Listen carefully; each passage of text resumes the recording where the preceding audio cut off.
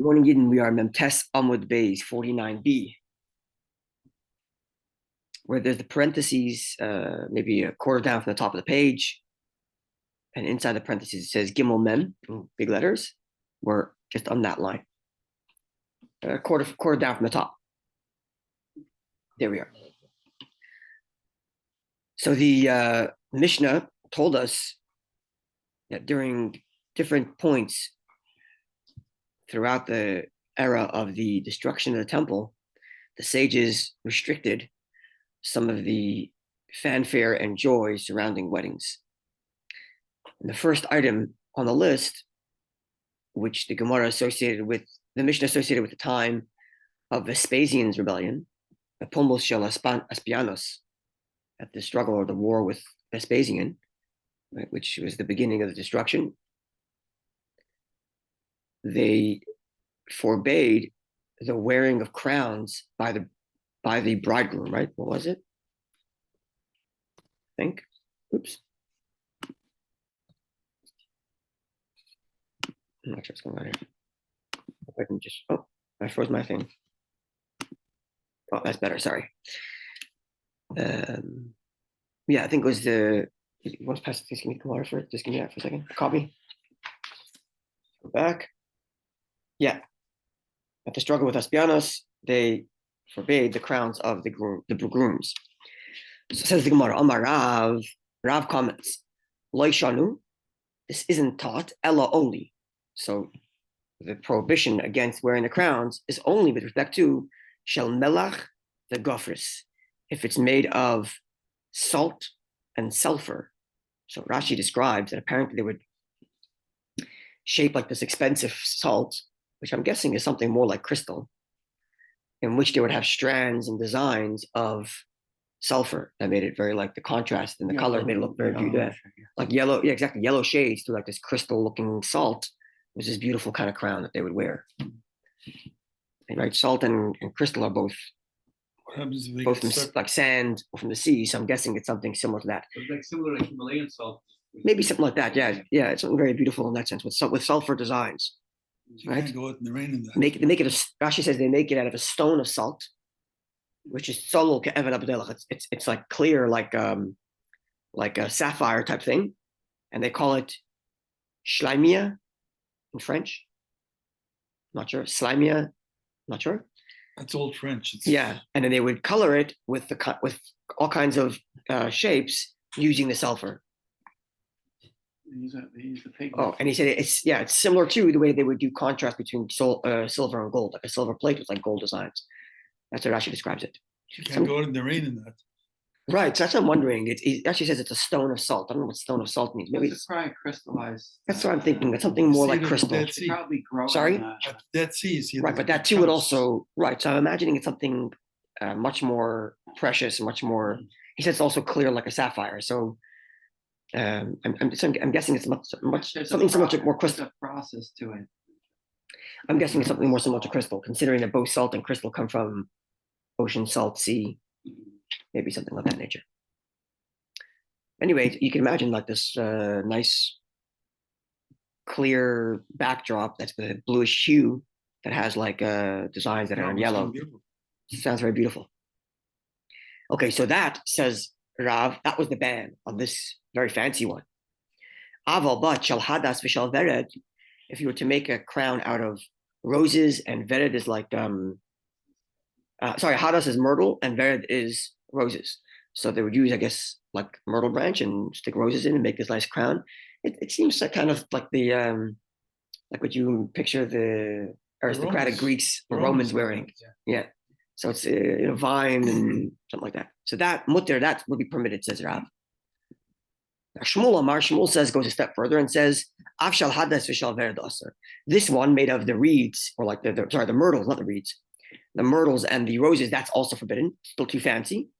But shal kanim v'shal chilat mutter. But if it's made of reeds, and chilat is like weed, not weeds, but like a kind of long stalk plant that grows in swamp. It grows in swamp.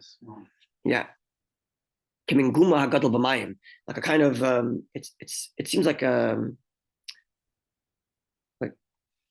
you see in swamps, like sometimes you have these beautiful, like very dark green looking reeds, something of that nature. So that is toned down enough in Shmuel's view, and therefore it's permitted. So certainly the sulfur one would be prohibited, and as well as the rose one, only this one made of reeds, that's okay. Now the Levi, Omar Levi says even farther, even this most subdued version of the crown made of reeds and twigs, that too is forbidden.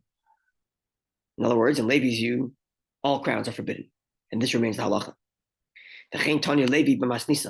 And Levi not only says this on his own accord that he thinks this is correct, but he actually learns that language into the Mishnah itself, which means he must have had a version of the Mishnah, which is no longer extant, in which it stated explicitly,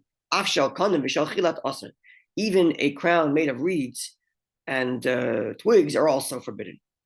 Okay, so different levels as to how subdued the crown must be. Top tier forbidden, anything lower, or even second tier forbidden, third tier forbidden, or completely forbidden. And Levi apparently had a version of the Mishnah that actually stated even the lowest version of crown forbidden. Okay, that's as far as the Gemara's commentary with respect to the crowns of the groom. I wonder how much sulfur went into that, because sulfur stinks. You mean into the just to color well, it's probably just the color. That's number one. Number two, we shower nowadays, and we got deodorant, and we have shampoos and soaps. That wasn't a thing back then. Once a month. The Romans actually were very into showers, but it was a whole to do. You would go make an appointment and spend half a day or a whole day in the bathhouse once. How long? How often? Depends how much you can afford, right? It was probably inside the crystal. It could have been inside the crystal too. Yeah, it's also a good point. Yeah, They even had steam rooms. Sorry, They even had steam rooms. they would have had steam rooms too. Yeah, the perfume is from the French, if I remember correctly. Too afraid to take baths and get drowned by their servants, so they made perfume. Seems so bizarre to us, but anyway, okay. Moving forward, the Mishnah then said, "Perpolmus shall Titus." During the struggle of Titus, that is when they banished Irus, Vala Irus. Irus is drums, some sort of drum. So the Gemara asks, "My Irus, what is an Irus? What kind of drum is this specifically?" So Rabbi Lezer says, "Tabla, it's a drum. Dechad Puma, that has one mouth." What exactly is a drum that has one mouth? So from the Gemara's commentary in a moment as to what it's not, we know a little better what it's not. So what it is a little bit not clear. So let me tell you how Rashi describes it. I'll try to translate as best I can, and then you'll tell me what you think it is. Rashi says it is like the handle that's inside the bell. Like you have a bell, and then inside of the bell there's a zug. It's called a zug. The handle that's inside of a bell, right? Like a hammer, whatever you call it. A bell has a outside enclosing, and then the inside is a bell. There's like a what's it called? Little hammer. Yeah, a little hammer. A pin, whatever like that. Handle, something like that. Whatever it's called. Bunger. So he was called a zug. Sorry. The bunger. Yeah. So they would take that, and they would use it in like drinking places and bars and pubs. No, wait, sorry, I missed it. Where is it?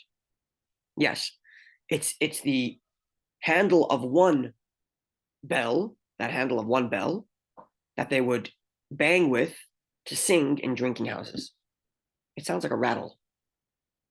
That's what it sounds like from Rashi. It sounds like a rattle. It's not the actual bell. It's just the handle of the bell that they would bang with. So it seems to me like one of those like big, you have like one drum and you keep on banging and makes like this like deep bass. That's what it sounds like.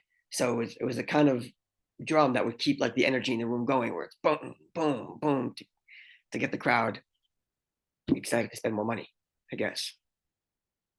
Okay, that's how Rashi describes it, I think. So that's the Idrus that's forbidden. So the Gemara now describes what it's not in the following incident, and then it gives us a better picture, perhaps. Rabba bar Rav Huna avad le'lebrei. Rabba bar Rav Huna made for his son something called tanbura. Tanbura sounds like a a tambourine. And Rashi describes it like this. They would take a ring of metal, I think he said. Yeah. Yeah, he says it's in French it's called tambour. I'm supposing it's a tambourine. And they said you make round walls that look like a kind of sieve, like a kind of sifter. It's funny how it actually describes a tambourine.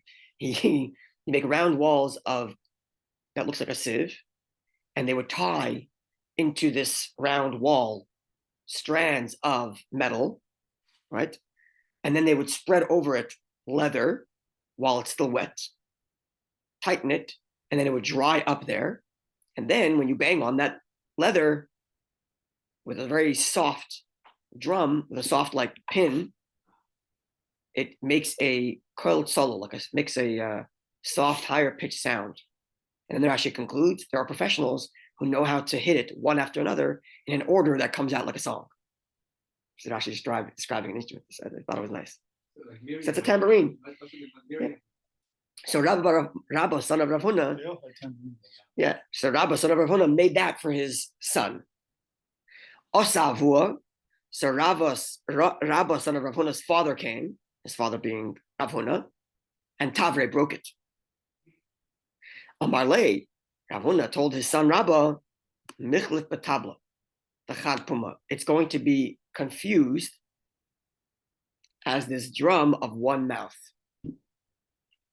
I'm guessing because they both have an equal like banging like that in this consistent fashion, and therefore might be interchanged.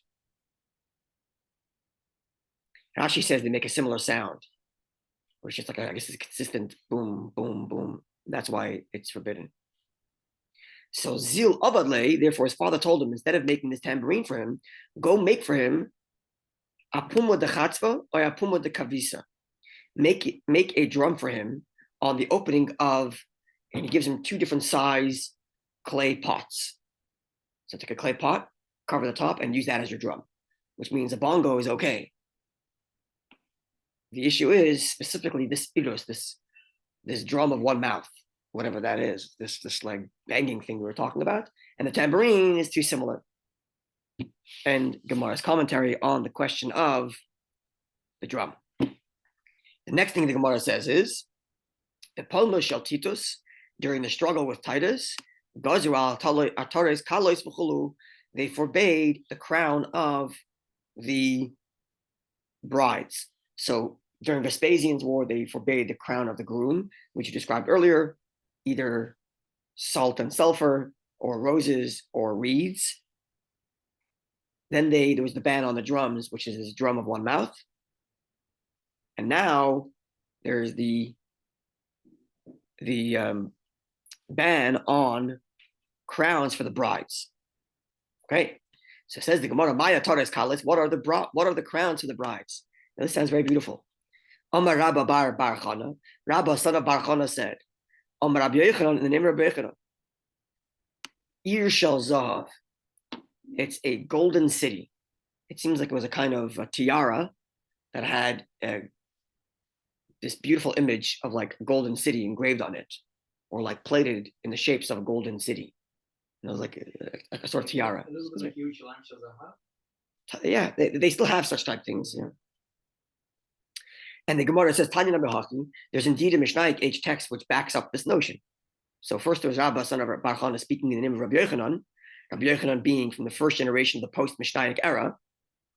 And now the Gemara is telling us there actually is a text from the Mishnaic era which backs up Rabbi Yochanan's understanding. And that text reads, what is the crown of the brides? Ir Shel Zahav. It's a crown of gold. So it's like a tiara with a golden crown, with a golden city engraved, shaped on it.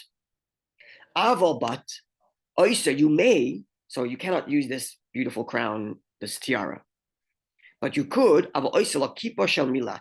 You can make for her a cap of cloth. So Rashi says it's a kind of white looking hat. And in French, they call it piltra. Anyone? Piltra, filtra, maybe make it French sounding. Filtra, something like that. We see on the side if they have Rashi's translation. They don't. Anyway, so it's a kind of like a wool cap. My guess is it's something like this is my guess. Like in the 20s and the 30s, women would wear these like white caps that had like all kinds of like designs on them that was very tightly fitted to the head. My guess is it's something like that. That's my guess. If someone has better interpretation, feel free. The Gemara continues. Tana, we learned in the Mishnah text, Af al chupas chasanim gazu. They also forbade the canopies of the chasan, the canopy of the bride. The Gemara asks, "My chupas chasanim. What is the meaning of this canopy of the groom?" I'm sorry. Obviously, it doesn't mean the canopy under which you get married, because that's part of the wedding ceremony. That certainly was not banned. So, what exactly do we mean when we say that you may not? There's now a ban on the canopy of the chasan? Says the Gemara, "Zahordit hamizuheves." It's a kind of Rashi describes it. It was a kind of canopy that was made out of crimson. So Rashi describes it. It's made out of crimson, like this beautiful wool, and on it they would stitch plates of silver. And it seems that the plates of silver were so tightly stitched together that it's as if the whole thing became one big dome. So it was like a gold-plated dome, like this cloth that was on which you stitched a bunch of little plates of gold, like just kind of stacked upon each other to the point that it became like a dome. That's a beautiful thing, right? So that was prohibited. That's been banned considering our mourning the destruction of the temple. And the Gemara, so this was the Gemara's commentary. Tanya Namihachi, we learned in the Mishnah text that backs up this understanding of what the canopy of the bride is. Quote from this Mishnah text: Eluhein chupas chasanim. The following is what's called the canopy of the groom. Zahurit hamizuheves, this crimson cloth that's plated with or stitched on it are plates of silver. Aval but oisa, you may make papyrus. You can make a covering of papyrus. The toilaba, and you can stitch onto this papyrus kol mashiyirtze, whatever you want, even if it happens to have tassels of silver, of gold. And Rashi describes it. This papyrus is a kind of dome made out of magale eights, strips of wood. Papyrus is made out of, isn't papyrus made out of wood? No, papyrus is made out of reeds. Rashi describes it as wood, so maybe it's a kind of like thin. I was going with the words of the Gemara. The Gemara said papyrus, but Rashi describes it as a dome made of magale eights, like that which is like scraps of wood, like when you make a thin slice of wood. So it's a dome made out of that. And Rashi says it's the kind that we make, and you can stitch onto it all kinds of like tassels, including little strands of gold too. So the fancy crimson one with plated gold all the way around, that no. But the one we make out of papyrus or out of this wood, and you stitch a little bit of gold on it, that's okay. What are these things for? This is for the bride. For the groom, I'm sorry. For the groom. It was part of the wedding celebration. Yeah. Part of the wedding celebration. Papyrus makes me shiver. Sorry? Papyrus makes me shiver. Papyrus. We were in Egypt, and Karen bought a papyrus calendar. It's beautiful. It cost us maybe $7. They still produce papyrus nowadays. Yeah, sure. They made it in front of us It's like an art form. with all the reeds and the press and everything. It's an art form. It's not so much for utility's sake. It's an art form, I assume. So it cost us $7. She came here and bought a frame for it for $400. Huh. Uh-huh. Okay. I'll show you a picture of it one day. Okay, we'll conclude with the Gemara's story that we actually read from our art school's introduction to Talmud. The Gemara told us that ever since the civil war between Hyrcanus and Aristobulus, the brothers, the Hasmonean brothers, children of Shlom Tzion Amalka, Shlom Tzion the queen, ever since that struggle, the Mishnah said they banned and forbade one from teaching their children Greek. Says the Gemara. Tana Rabbanan, our sages taught, and this is actually a text, the source text for that introduction that we read, describing the civil war. This is the Gemara which reads,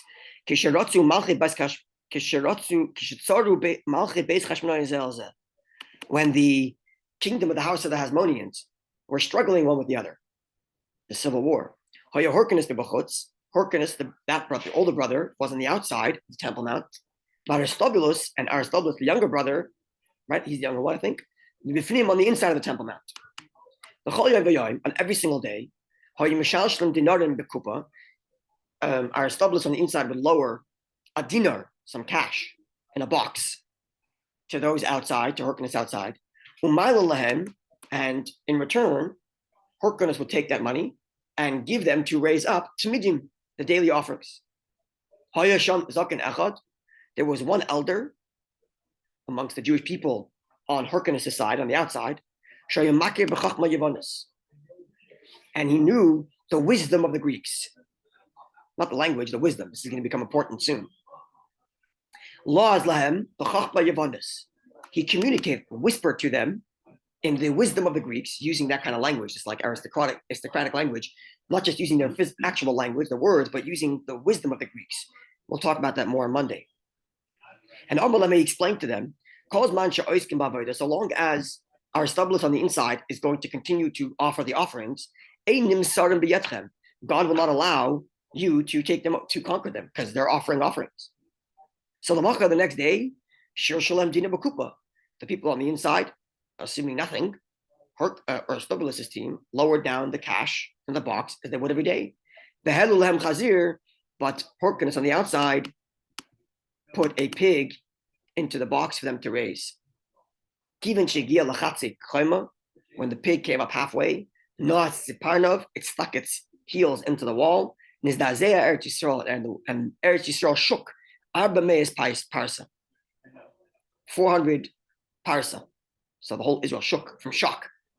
Yeah. So when we read this from the article introduction, I said that this was God's way of saying that pig ain't entering here. Rashi actually says that the reason that the pig did that is because the king, I'm assuming the king on the inside, freaked out. Rashi says, where is it? He dug his heel. Yep. Dug its nails. I'm sorry, not heels. Dug its nails. You said something else last time. It's snout. I think I said dug its nails into the wall.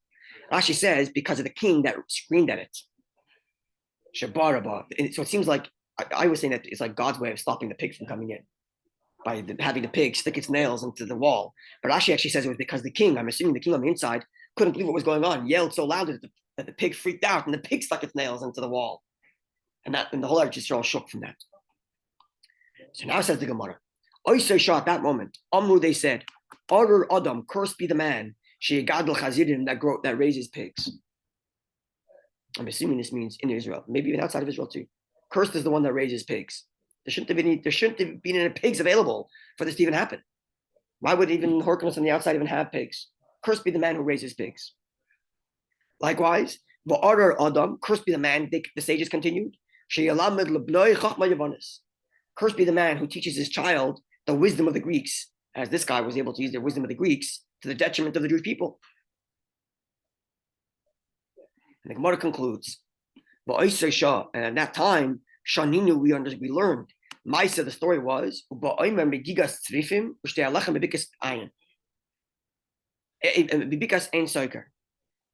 so this is referring to the offerings that we're actually celebrating right now. We're in Sfiras Omer, we're counting the Omer, and the counting of the Omer goes from the Omer offering on the second day of Pesach to the two breads that were brought on Shavuos. Those were two grain offerings offered during the season to thank Hashem for the new harvest. So the halacha is that the grain should come from fields directly surrounding Jerusalem. And the idea is that when they come to the temple, they're still fresh and not dried out. It's also the best quality, right? It's the best quality. It's the best quality because it's not dried out. That's what Rashi explains. It's not dried out. It's very fresh. It's not dried out. Now, because of this whole civil war, obviously the area surrounding Jerusalem weren't producing any grain. So they had to bring the omer from a place called Gigoit Tzrifim, and they brought the two breads of Shavuos from a place called in the valley of Ein Soiker. So it was much farther away, and it was dried out by the time it got to the temple, didn't have the same preciousness. So this story, the civil war that we described earlier, with the business of the people on the inside sending out cash and the people from the outside sending in the animals. By the way, Rashi points out that the money that they sent to pay for the daily offerings was actually taken from the half shekel, right? Because the half shekel was there because all the Jewish people donated, because everybody should have an equal portion in the offering. So they have to pay for the offering with the half shekel money, right? So they're sending over a dinar from the half shekel, which is an exorbitant price for one animal, but that's what they were doing. It's highway robbery, and they would send back the offering, which, by the way, is a lesson. Sorry, something like that, which adds something interesting, that even though they were on the inside, their offering represented all of them, even the guys on the outside, because it comes from that treasury which everybody paid for equally. And Rashi makes a point of telling us that this offering represented even the guys on the outside who were torturing the guys on the inside. So there's like a kind of unity in that offering, notwithstanding the struggle that's going on, just a little something. Now, at that time, that is the context for which the Mishnah said that during the Civil War, they banned the teaching of one's children Greek. Also, after the offering, also for private offerings, you can't use that money. You cannot, because Like it's public money. The high priest has to use his own funds. That's correct. That fund is exclusively, that's right, that fund is exclusively reserved for communal offerings. So everybody has an equal share in the communal offerings, correct. Okay, so we learn now that in addition to the prohibition against teaching one's children Greek, they also cursed the one who raises pigs. And they also, that year, Pesach and Shavuos couldn't bring the freshest grain for the grain offering because outside of Jerusalem it was all desolate considering the war, and had to bring it from farther away. God willing, on Monday, we'll discuss a little bit more exactly what this means. What is the ban on teaching Greek? Seemingly, we have sages throughout history who did teach their children Greek. So what exactly is meant by this ban on teaching our children Greek?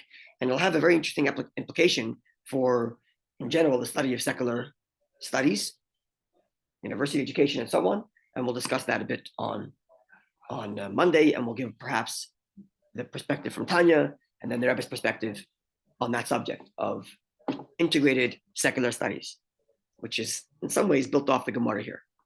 Okay, have a wonderful day and a good Ner Shabbos.